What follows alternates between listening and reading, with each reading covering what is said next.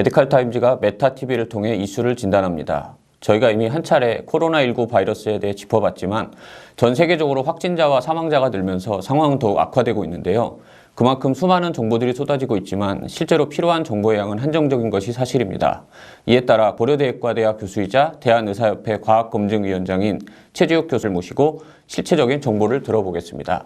반갑습니다. 안녕하세요. 교수님 요새 굉장히 많이 바쁘실 텐데요. 최근에 이제 그 사회적 거리두기의 실효성에 대해서 좀 발언을 하시면서 이게 상당히 좀 논란이 된 바가 있어요. 그래서 이 부분에 대해서 먼저 이제 좀 짚고 넘어가야 될 것 같은데, 우선 이제 개학이나 이런 건 좀 연기가 된 상황이잖아요. 근데 지금도 그 실효성에 대해서 좀 의문을 가지고 계신가요? 그건 실효성에 대해서 논란을 한 적은 없고요. 그 효과와 이런 부분들을 잘 지속하기 위해서 무엇이 보완되어야 되냐, 그렇게 얘기를 했죠. 사회적 거리두기는 굉장히 중요하고요. 가장 강력한 이 감염병 차단 효과가 있는 수단입니다. 따라서 의사협회가 그래서 사회적 거리두기도 먼저 하자, 사회에 공론화를 한 것도 의사협회고, 또 저 역시 그 부분에서 굉장히 중요하다고 생각을 하고 있습니다. 다만 사회적 거리두기는 지금과 같이 어떤 사회 캠페인 혹은 이렇게 하면 좋겠다는 무슨 사회운동 같은 방식으로 하는 것에는 절대 반대하고요. 있을 수 없는 일입니다. 이것은 정책적 프로그램이자 중요한 하나의 어떤 실행을 하기 위해서 필요한 사회 전체, 그다음에 정부가 아주 세밀하게 이해된 지원책과 실행수단을 갖고 시행해야 됨에도 불구하고, 아니 어떻게 이거를 그냥 단순하게 사회운동으로 생각하는지 모르겠어요. 당초 이 사회적 거리두기는 이미 굉장히 예전부터 있던 개념이고, 또 이미 그 선진국에서는 이에 대한 수많은 그 검증과 또 효과 평가를 통해서 이에 대한 긍정적인 부분과 부정적인 측면을 다 각 조사가 되어 있고, 이를 실행하기 위해서 어떠한 정책적 수단이 지원되어야 되는지를 다 프로그램을 갖고 있습니다. 그런 과학적 증거와 효과 평가에서 해야 되는 데는 불구하고, 아니, 의료계가 이런 부분을 하자라고 공론화가 됐으면 이거를 정책적 프로그램과 수단으로 만들어야 되는 건 정부가 해야 될 역할인데, 어떻게 정부는 그런 거에 대한 디테일한 프로그램 하나 없이 이렇게 막연하게 국민들의 책임하에 국민들이 참여해 주세요, 국민들이 안 하면은 마치 이런 선한 운동에 동참하지 않는 걸 비난하는, 이런 건 매우 적절치 않습니다. 구체적인 예를 하나 들어드리겠습니다. 전 세계에서 좀 비난을 좀 받기도 하고, 호불호와 관련해 트럼프 대통령도 사회적 거리두기를 미국에서 얘기하면서 공식화하면서 이러한 사회적 거리두기를 하게 되면 가장 피해를 보는 것이 이 근로자들입니다. 즉 근로자들의 임금 삭감이 예상이 되고, 또 자영업자와 일용직 근로자들은 일자리가 없기 때문에 급격한 재정적 빈곤에 빠지게 됩니다. 또 이러한 사회적 거리두기를 하게 되면 이런 급여 삭감이나 이런 경제적 빈곤 때문에 치료비는 더욱 조달하기 어렵게 됩니다. 그래서 사회적 거리두기를 트럼프 대통령이 이야기하면서 동시에 사회 안전망을 어떻게 확충하겠다, 실질 급여 삭감을 어떻게 보존해 주겠다, 이로 인한 자영업자와 기업주에게는 어떠한 지원책을 하겠다, 그리고 진료비, 코로나19에 관련된 진단과 치료비에 대한 부분은 전액 무료로 하겠다라는 이러한 정책적으로 세심한 부분까지 다 같이 이야기를 하고, 그거를 국민들에게 납득을 시키고, 이렇게 저희가 할 테니까 사회적 거리 동참해 주십시오라고 하는 게 기본입니다. 근데 그런 거 없이 막연하게 사회적 거리두기를 하라고 하고, 이거 모든 걸 국민의 책임으로 놔두고, 지금 고통받는 일용직과 비정규직, 그 다음에 사회적 약자, 자영업자들의 이 고통은 외면하고, 이건 국가가 기본적으로 해야 될 업무를 방기한 거고요. 그리고 국가가 이 정도의 능력도 없이 사회적 운동 캠페인으로 한다는 부분은 아주 전 예상하지도 못했던 정도의 충격이었고, 이 국민들의 고통과 국민들의 이런 불만에 이런 거를 어떻게 외면할 수 있고 이제 저렇게 생각할 수 있는지 이해가 좀 안 됩니다. 여전히 그렇습니다. 방금 이제 정부 책임을 말씀을 하셨는데, 이게 최근에 이제 그 마스크 문제 같은 경우도 이게 정부에 대한 책임론도 굉장히 강하고, 또 공적 마스크라고 해서 좀 오부제로 시행을 하고 있지만, 이 부분에 대해서도 좀 굉장히 좀 논란이 좀 있어요. 그리고 이제 결국 이제 사회적 문제로까지 번지면서 이제 그 갈등 양상까지 띄거든요. 근데 이게 그 마스크를 이제 매일 갈아야 된다는 원칙에는 모두가 동의를 하는데 사실상 매일 갈 수가 없는 상황에서 뭐 마스크 살균기 뭐 이런 것까지 나오고 있는데요. 이게 좀 며칠을 써야 되는지 혹은 재활용을 해도 되는지 이런 거에 대해서 국민들이 이제 굉장히 좀 혼란스러워하고 있거든요. 여기에 대해서 좀 전문가로서 좀 어떻게 보고 계시나요? 대한의사협회 이 마스크에 관한 권고안은 명확합니다. 의사협회 전문가 단체입니다. 따라서 그 과학적인 근거 하에 마스크 사용에 대한 권고는 보건용 마스크인 경우에는 원칙적으로 재사용이 안 됩니다. 그러나 지금과 같은 상황에서 정말 일종의 편법이라고 할 수 있겠습니다만 과학자들이 여러 가지를 검토해 본 바 재사용이 할 수 있는 조건은 몇 가지가 있겠습니다. 라고 권고를 했습니다. 그래서 그 재사용의 이 부분은 사실 편법이지만 깨끗이 사용하고 또 이 뭐 자외선 살균기를 이용해서 소독을 좀 해서 세균의 증식이나 이런 걸 막을 수만 있다면 그런 전제 조건 하에서는 재사용이 일주일까지는 가능하다는 이야기를 했고요. 근데 이 부분은 사실 공식적인 권고로 했다기보다 제한 정도로 했고요. 면 마스크에 대해서는 권고하지 않았습니다. 여전히. 그 면 마스크를 권고하지 않은 이유는 현실적인 필요성 이전에 과학적인 근거와 이 검증을 통해서 면 마스크는 바이러스 차단 효과가 거의 없다. 즉 15%, 10% 미만이라는 것 점이 명확하고 더더구나 면 마스크를 재사용하게 됐을 때는 그 면 마스크 안에 이런 세균 증식이나 바이러스 증식으로 인해서 오히려 또 다른 질병이 생길 수 있는 위험이 워낙에 크다라는 연구 보고가 많아서 이번은 이 의사협회 공식적으로 권고하지 않은 부분이고요. 이 점과 관련해서 매우 유감스러운 지점이 있습니다. 정부가 이런 부분에 대해서 마스크 대란이 일어나는 것에 대해서 참 예측하기 어려운 상황이라고 얘기를 합니다만 전문가들은 다 예측을 했습니다. 그리고 이런 대란이 일어날 가능성에 대해서 준비를 된다는 얘기도 했고요. 이런 또 대란이 일어난 상황에 대해서 어떻게 현실적으로 이 면 마스크로 써야 되거나 재사용하게 되거나 그런 부분에 대해서 누가 또 반대하겠습니까? 사실 과학적인 근거하고 다르잖아요. 그러나 이 점에서 굉장히 유감스러운 지점은 저희 의사협회에서 공식적으로 이야기하는 부분은 이겁니다.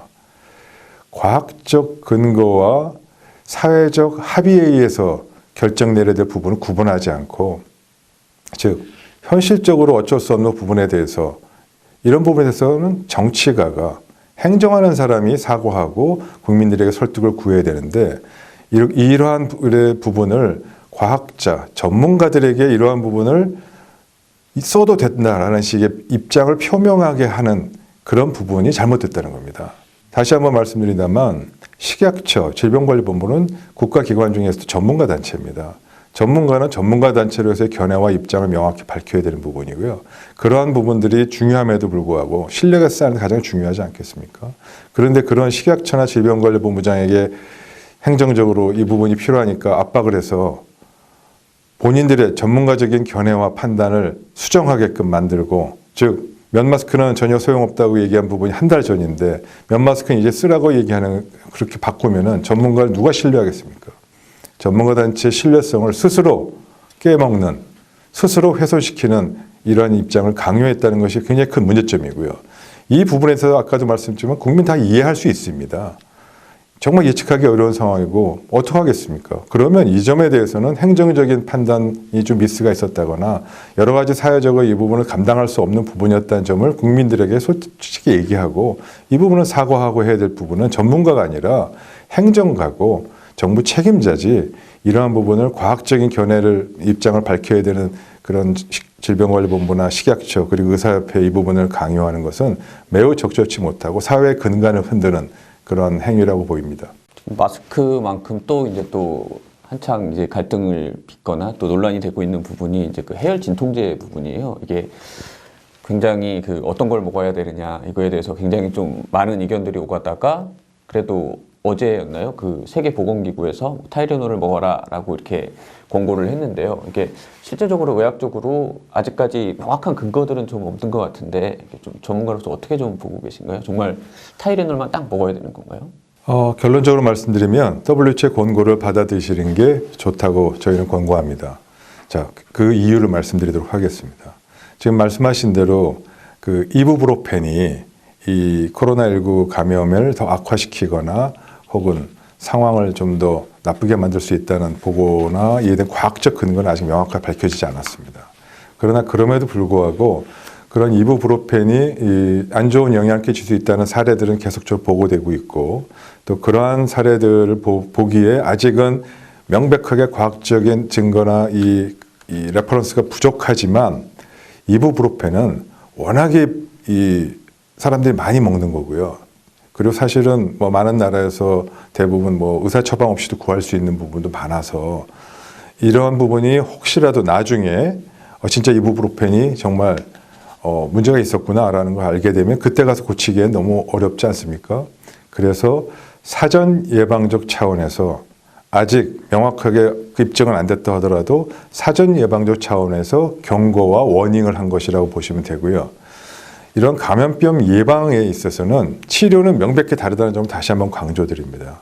치료제를 선택하거나 치료제를 고르는 데 있어서는 엄격한 과학적 증거에 의한 것이 필요합니다만 예방의 차원에서는 불확실성이 크기 때문에 다소 과학적 입증이 엄밀하지 않다 하더라도 사전 예방적 차원에서 위험성이 있다 하면 그걸 대처하는 것이 필요합니다. 그러한 측면에서 WHO 권고한 것이라고 이해해 주시면 좋겠고 WHO 권고를 받아들인 것이 바람직하다고 생각합니다. 이 문제는 약간 민감할 수도 있는 내용이긴 한데요. 이게 최근에 이제 대한의사협회 주장으로 이게 일부 감염 환자들이 좀 이게 뭐 비선 자문단이다 뭐 이렇게 치부가 되면서 결국 이제 그 자문단이 해체 소송까지 가는 이런 상황들이 벌어졌어요. 그 부분에 대해서 좀 이게 의학계 분열이나 권위 하락이 좀 오는 거 아니냐 이런 의견도 있지만 뭐 일부에서는 또 그런 그 의협이나 병협을 빼고 자문단을 구성한 것 자체가 잘못이다 이런 얘기도 있는데 교수님은 좀 어쨌거나 다 아시는 분들일 것 같아요. 근데 좀 어떻게 보고 계신가요? 우선 결론적으로 말씀드리면 매우 유감스러운 상황이 벌어졌고요. 전문가들 사이에서도 또 의료계 사이에서도 다양한 의견은 존재할 수 있고요. 그런 다양한 의견을 통해서 비판과 또 합리적인 대안을 모색하고 또 이런 토론이 해야 되는 건 굉장히 중요한 지식인의 사명입니다. 따라서 어떤 뭐 분란을 일으키거나 뭐 전문성을 훼손하는 것과 같은 입장에서 이 부분을 이야기하지 않아야 된다는 것은 매우 바람직하지 않고요. 그건 건전한 과학계가 아닙니다. 있을 수 없는 일입니다. 어떻게 토론이 없고 비판이 없겠어요? 당연히 있어야죠. 다만 그런 비판을 두려워하고 그런 비판을 정치적이라고 얘기하는 것 자체가 오히려 정치적일 수 있습니다.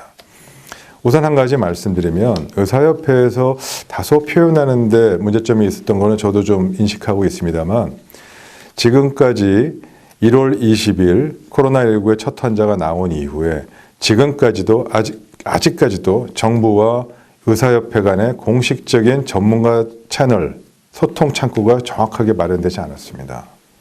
그러한 점을 지적한 것이고요. 그러한 것은 굉장히 큰 문제입니다.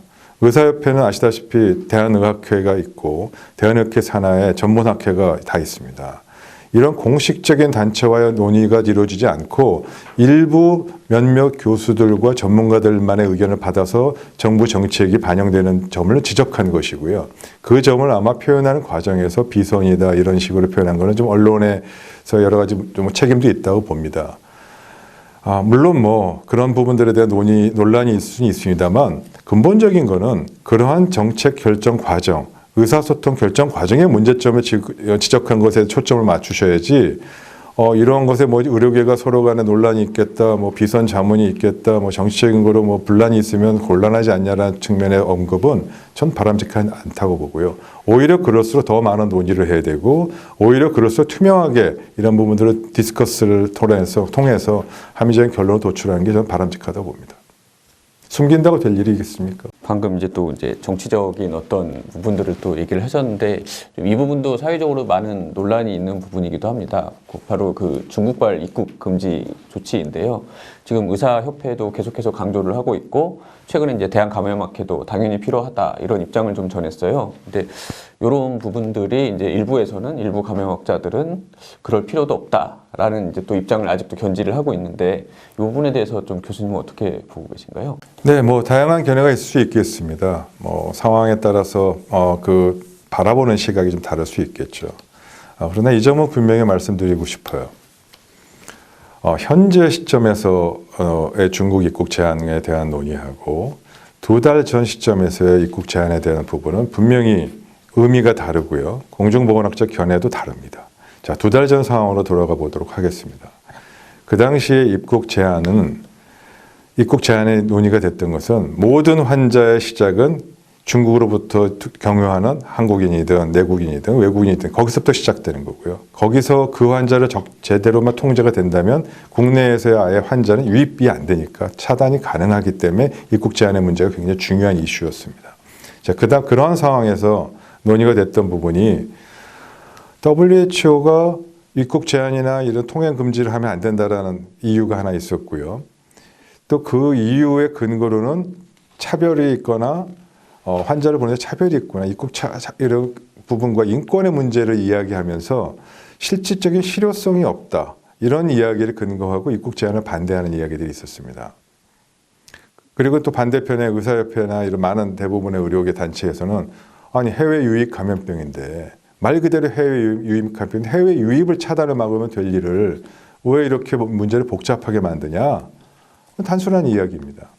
자, 그 두 가지 지점에서 제가 꼭 강조해서 말씀드리고 싶은 거는 의사협회가 그런 부분에 대해서 인권 문제나 차별 제한의 문제 같은 윤리적 문제를 고민 안 하고 이런 일을 했겠습니까?